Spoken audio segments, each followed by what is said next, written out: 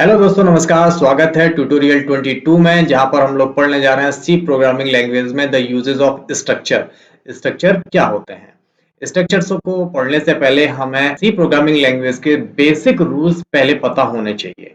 अगर आप लोगों को बेसिक रूल नहीं पता है तो हमारे ऊपर दिए हुए आई बटन पर जाकर आप हमारे पिछले ट्यूटोरियल पढ़ सकते हैं, पूरी प्लेलिस्ट को एक्सेस कर सकते हैं। मैं आपको सजेस्ट करूंगा, यदि आप लोगों ने नहीं पढ़े हैं तो स्ट्रक्चर आपको समझ में नहीं आएंगे।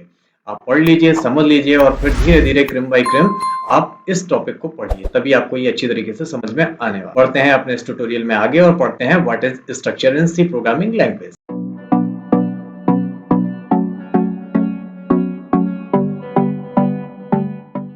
तो दोस्तों, हम लोग पढ़ने जा रहे हैं व्हाट इज स्ट्रक्चर। स्ट्रक्चर क्या होते हैं? स्ट्रक्चर सी प्रोग्रामिंग लैंग्वेज में बहुत इंपॉर्टेंट टॉपिक है और इसे हम बहुत अच्छी तरीके से समझने वाले हैं। स्ट्रक्चर को समझने से पहले एक एक पॉइंट पे डिस्कस कर लेते हैं। पहली पॉइंट है structure are used to store different data type at the same time. ये डिफरेंट टाइप के अलग अलग डेटा टाइप के डेटा को एक ही समय पे स्टोर करने के लिए यूज किया जाता है। Whereas in array we use store the same type of data, जबकि हम एरे में एक ही टाइप का डेटा टाइप स्टोर कर सकते थे। हम लेते थे ना एरे A6, तो हम इंटीजर ए लिया तो हम इंटीजर टाइप का ही डेटा स्टोर कर सकते हैं उसमें। ऐसा तो नहीं हमने इंटीजर ए ले लिया तो हम उसमें 5 भी स्टोर कर दें, हम 5.6 भी स्टोर कर दें, हम ABCD भी स्टोर करते हैं। नहीं हो सकता ना। इंटीजर का मतलब ये है कि आप इंटीजर टाइप का ही डेटा स्टोर कर पाओगे, लेकिन स्ट्रक्चर में आप एक ही समय में अलग अलग प्रकार का डेटा टाइप स्टोर कर सकते हो। आप कैर भी ले सकते हो, आप इंटीजर भी ले सकते हो, आप फ्लोटिंग भी ले सकते हो, आप डबल भी ले सकते हो। आप अलग अलग डिफरेंट टाइप का डेटा टाइप स्टोर कर सकते हो एट द सेम टाइम, एक ही समय पर। और वो एक ही समय इनपुट भी लेगा और आपको आउटपुट भी देगा। This is the use of structure. ठीक है, आगे मैंने लिखा हुआ है each variable of structure is called the member of structure. प्रत्येक वेरिएबल जो आप उसमें डेटा स्टोर करवाओगे ना, उसे हम बोलते हैं द मेंबर ऑफ स्ट्रक्चर। वो स्ट्रक्चर के मेंबर होते हैं जो आपका डेटा स्टोर करेंगे। आप यहाँ पे मैंने आगे आप लोगों को समझाने के उद्देश्य से लिखा एक एग्जांपल दिया हुआ, we have to take the data of a book in our program. हमें एक किताब का, एक हमारे पास एक बुक है, एक किताब है, उसका डेटा स्टोर करना है। There can be many different type of parameter और in the book of the book such as. उस किताब में अलग अलग पैरामीटर हो सकते हैं, जैसे द नेम ऑफ बुक, किताब का नाम, the name of the author, उस किताब के राइटर का नाम, द नंबर ऑफ पेजेस, उस किताब में कितने नंबर्स हैं, द प्राइस ऑफ बुक, उस किताब की कीमत कितनी है, the all data type, the data type, all these parameter will also be different. ये इतने हमने आपको पैरामीटर बताए, इनका डेटा टाइप डिफरेंट हो गया। द नेम ऑफ बुक ये स्ट्रिंग में चला जाएगा या कैरेक्टर में चला जाएगा। ऑथर का नाम वो भी कैरेक्टर में चला गया। नंबर ऑफ पेजेस ये हो सकता है कि ये इंटीजर में जाएगा।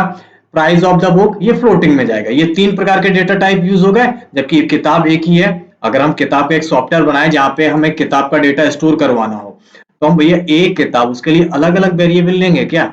हाँ, वेरिएबल अलग लेना पड़ेगा, लेकिन हम स्ट्रक्चर के माध्यम से उसमें इनपुट एक ही समय में करवा सकते हैं। और हमारे पास जब ऐसी स्थिति बन जाती है तो हम यूज करते हैं स्ट्रक्चर का। इसी एग्जाम्पल को हम आगे यूज करके भी देखने वाले हैं। बढ़ते हैं अगले पॉइंट की तरफ, और यहाँ पे मैंने लिखा हुआ है कि लेखक का नाम कैरेक्टर टाइप का डेटा टाइप हो गया, लेखक का नाम कैरेक्टर डेटा टाइप है, बुक का नाम कैरेक्टर डेटा टाइप है, पेज की संख्या डेटा इंटीजर डेटा टाइप है, और बुक का प्राइस फ्लोटिंग डेटा टाइप है क्योंकि दशमलव में हो गया, है ना। तो इस तरीके का ये अलग अलग प्रकार के डेटा टाइप आप स्टोर करते हैं तो स्ट्रक्चर का यूज करना पड़ेगा। अब यहाँ पे मैंने लिखा हुआ कि in this type of program we use structure. अगर हमें इसी का प्रोग्राम बनाना हो तो हम स्ट्रक्चर कमांड का यूज करते हैं सी प्रोग्रामिंग लैंग्वेज में। कैसे यूज करते हैं देख लेते हैं। Array are collection of data items. Array क्या होते हैं? एरे एक ही प्रकार के डेटा टाइप का कलेक्शन करता है, all which have same data type, लेकिन उनका डेटा टाइप सेम होता है। अगर इंटीजर टाइप का एरे है तो उसमें सारा इंटीजर डेटा आएगा, फ्लोटिंग एरे है तो फ्लोटिंग का डेटा आएगा, कैर एरे है तो उसमें स्ट्रिंग टाइप का सारे अक्षर आएंगे। एक्सेस वाइज सेम, उनका नाम भी सेम होगा कि भाई A1 A2 A3 A4 A6 ऐसे ही नाम होते हैं, है ना। इंडेक्स वैल्यू उनकी सबकी अलग अलग रहने वाली होती है।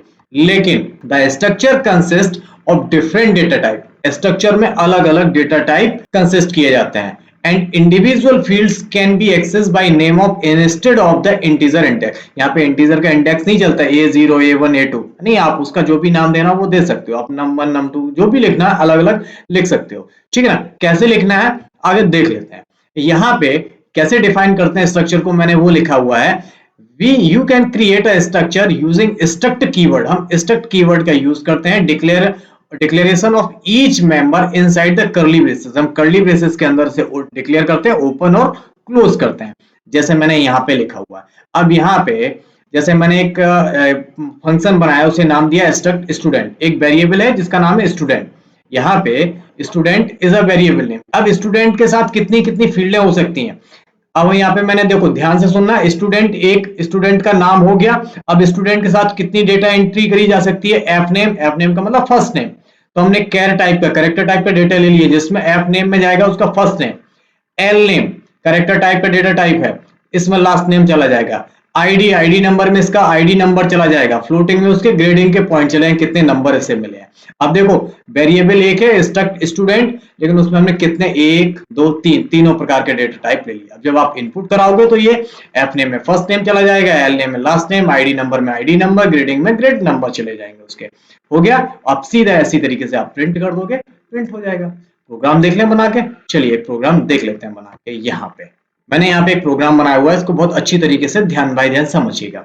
मैंने यहाँ पे एक स्ट्रक्चर लिया है जिसका नाम दिया है स्ट्रक्ट। हमारा टाइप हो गया, उसका नाम दिया मैंने माई स्ट्रक्चर, और कर्ली ब्रेसेस से यहाँ पे ओपन किया और यहाँ पे क्लोज कर दिया। इसके अंदर मैंने दो डेटा टाइप लिया है, इंटीजर लिया है और एक कैरेक्टर लिया है। इंटीजर का नाम दिया है माई नम और कैरेक्टर का नाम दिया है माई लेटर।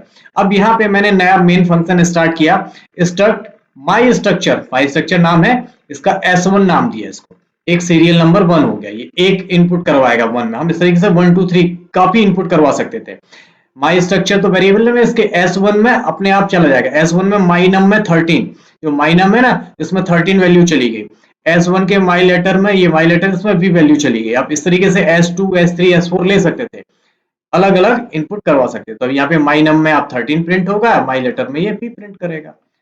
है ना सरल।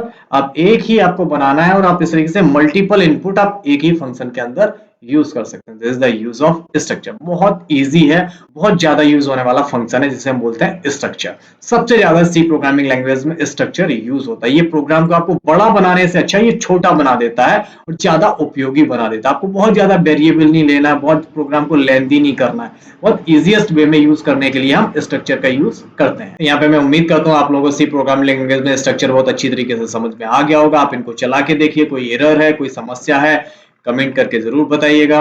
हम लोग इस पे डिस्कस करेंगे, आपका प्रॉब्लम सॉल्व जरूर करेंगे। मिलते हैं अगले ट्यूटोरियल में अगले टॉपिक पर। तब तक अपना ख्याल रखिए। टेक केयर, गुड बाय, जय हिंद।